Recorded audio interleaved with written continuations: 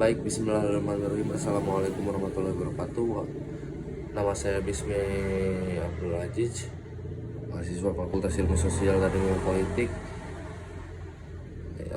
NPM 223507156. Di sini untuk memenuhi tugas UTS mata kuliah perbandingan politik yang diampu oleh Ibu Nisa Nisa. Saya akan memaparkan tentang perbandingan penanggulangan bencana alam antara Jepang dengan Indonesia melalui metode penelitian kualitatif. Nah, pasca Perang Dunia Kedua, Jepang dilanda dengan bencana alam, yakni angin topan Isewan yang melanda kota Nagoya pada tahun 1959. Dengan adanya kesadaran negara untuk melindungi seluruh penduduk dan hal-hal yang termasuk di dalam sebuah negara, maka pada tahun 1961, pemerintahan Jepang mengesahkan Undang-Undang Penanggulangan Bencana tahun 1961 atau Disaster Countermeasure Basic Act 1961 yang memfokuskan pada tingkatan dasar pencegahan bencana. Nah, di Indonesia sendiri terdapat undang-undang yang mengatur tentang penanggulangan bencana alam, yaitu pada Undang-Undang Nomor 24 Tahun 2007 tentang penanggulangan bencana dan Peraturan Pemerintahan Nomor 21 Tahun 2008 tentang penyelenggaraan penanggulangan bencana. Di Jepang, penanaman kesadaran akan kesiagapan terhadap bencana alam ditandai dengan diperingatinya Busai no Hi yang dijatuh setiap tanggal 1 September sejak tahun 1982. Peringatan Busai no Hi merupakan kegiatan yang berlangsung selama 1 pekan, yakni sejak tanggal 30 Agustus sampai dengan 5 September, yang kemudian dikenal dengan Busai Sukan atau Pekan Pencegahan Bencana.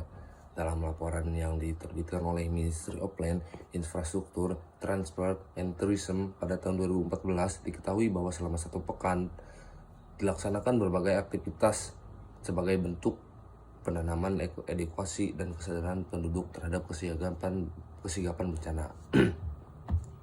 Pelaksanaan pelatihan menghadapi bencana dilaksanakan oleh berbagai pihak, mulai dari sekolah, sektor swasta, lingkungan, tempat tinggal, dan lain sebagainya.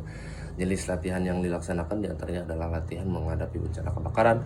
Pada latihan ini, peserta pelatihan akan mendapatkan pengetahuan dan mempraktekkan sikap dan tindakan yang harus dilakukan pada saat terjadi kebakaran. Juga biasanya akan dilakukan pelatihan memadamkan api dengan menggunakan alat pemadam kebakaran. Selain itu, dilakukan praktek pertolongan pertama pada korban bencana alam, pengenalan pada makanan darurat yang dibutuhkan apabila seseorang berada dalam situasi pasca bencana.